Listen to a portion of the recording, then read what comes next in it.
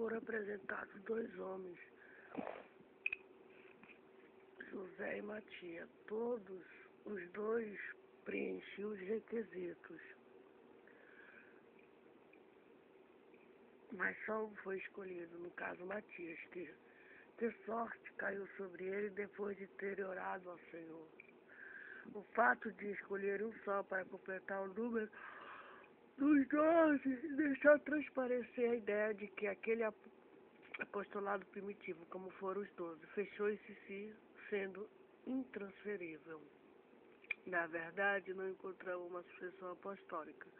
Inclusive, no livro de Apocalipse 21:14, encontraremos o nome dos 12 apóstolos nos fundamentos da Nova Jerusalém, comprovando que o número dos 12 encerrava em si um propósito.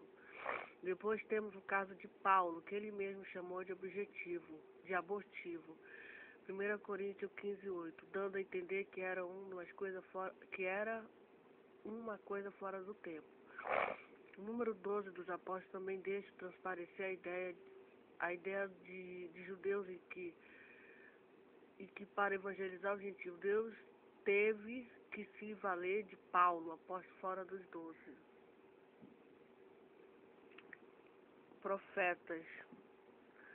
No hebraico, Navi, profeta no grego, aquele que fala antecipadamente em lugar de outro. O ministério profético, tanto do Antigo como no Novo Testamento, foi modulado na pessoa e no ministério de Moisés. Profeta no Novo Testamento. Em Lucas 16:16, Jesus disse que a lei e os profetas durariam até João. Desde então é anunciado o reino de Deus. Isso não significa que o ofício profético como ministério não tenha continuidade, mas que aquele que anunciava a vinda do Messias teve seu cumprimento com o ministério de João Batista. E agora o reino de Deus é anunciado. João foi chamado e comissionado a dizer ao povo que aquele que os profetas anunciavam chegou. Mateus 3:2-11, João 1:29. João foi o homem que Deus utilizou para intermediar a vinda do Messias com o anúncio da vida do reino de Deus. Como também foi o primeiro profeta do Novo Testamento, Jesus não só chamou de profeta, mas muito mais do que um profeta. Mateus 1:9. Isso por causa do ministério de João Batista, que era preparar o caminho do Senhor, a vida do Messias. Lucas 1:76-80.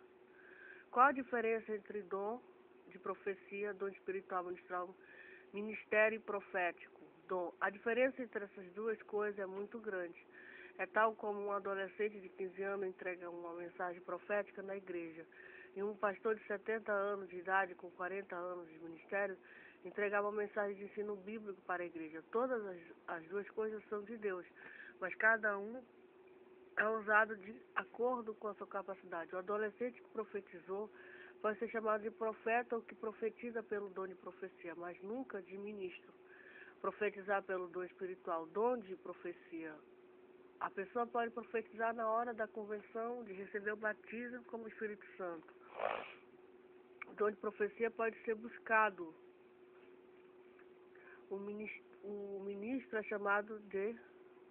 Deus chama o homem, capacita-no da igreja. Isso não conhece, de repente, há um preparo pelo dom espiritual.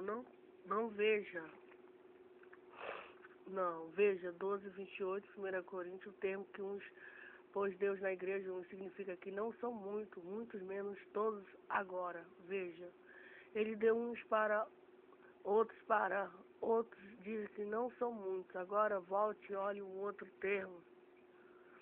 Pois em Efésios 4:11, deu, pois, dados para esses. Esses termos singularizam e identificam uma atividade espiritual, enquanto que aquele é uma manifestação. Esse daqui é um dote de capacidade, aquele é de exercício esporádico. Pode ser manifestado na vida de uma pessoa de uma única vez. Esse aqui é uma atividade constante. O dom espiritual edifica, exorta e consola. 14:3. O dom ministerial faz tudo isso e ainda ensina. O dom espiritual depende do dom ministerial. O ministro ensina o portador do dom espiritual como proceder. É o caso de Paulo ensinando aos coríntios. O dom espiritual recebe a mensagem de Deus e transmite à igreja. O dom ministerial interpreta a palavra escrita, como também os ministros espirituais. No dom espiritual, Deus usa os elementos fonador do profeta. Deus dá a mensagem pronta e o profeta fala. No dom ministerial, Deus usa a mente do profeta para compreender mistério, interpretar e transmitir o ensino. O dom espiritual precisa de mensagem falada por Deus.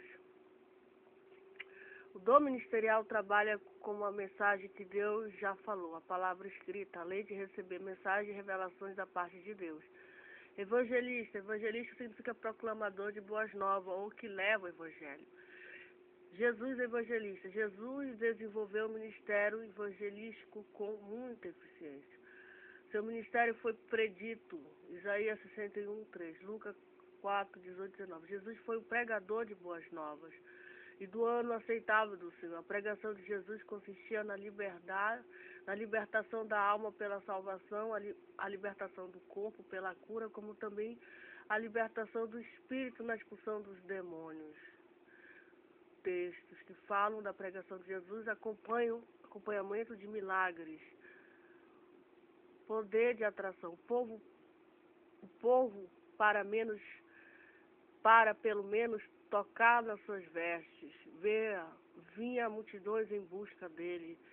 O povo via de todas as partes, o povo vinha a ele pela manhã. A motivação do seu ministério, o amor e compaixão eram as virtudes que moviam Jesus para pregar às multidões.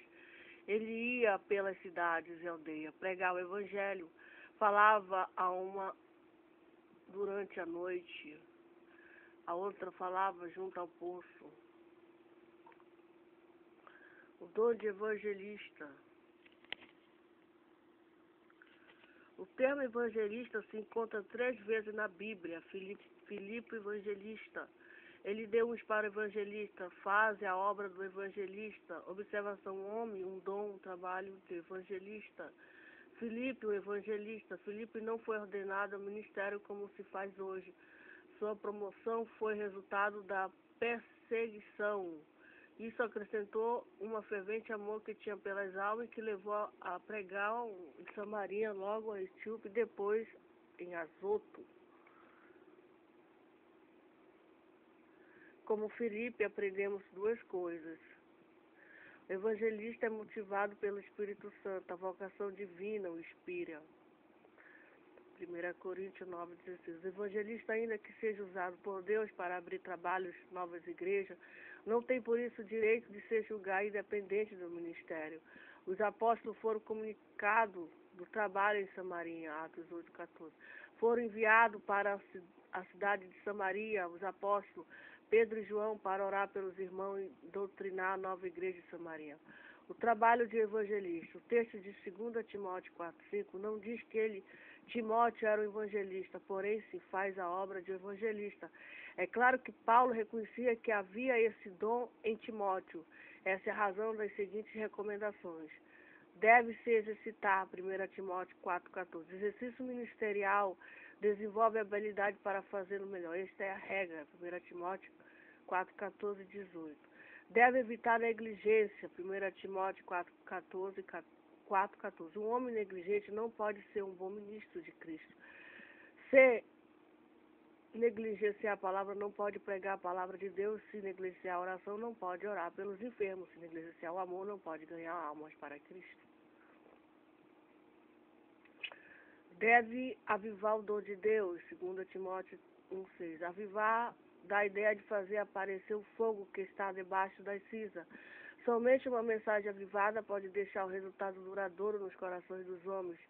O antônimo de avivamento é covarde, medroso, pobre espiritual. Tomemos para nós essa advertência de Paulo e sejamos valentes para manifestar todos os dons de Deus. O dom de pastor, somente o título não é suficiente, é necessário o dom espiritual, o que seja evidenciado na prática por um ministério de êxito, uma conduta disciplinada, 1 Timóteo 5:1-2, por causa da complexidade dessa função. A dupla função de pastor Em João 21, 15 e 17, na convenção que Jesus teve com Pedro, ele utilizou os termos para a dupla função de pastor que são apacentar, vocábulo significa alimentar, dar comida. A linguagem é figurada e traduz o dever de doutrinar, ministrar o conhecimento, de dirigir o bom caminho. Pastorear exige todas as qualidades para apacentar e ainda mais, buscar alimentar, proteger dos tempos maus e animais ferozes.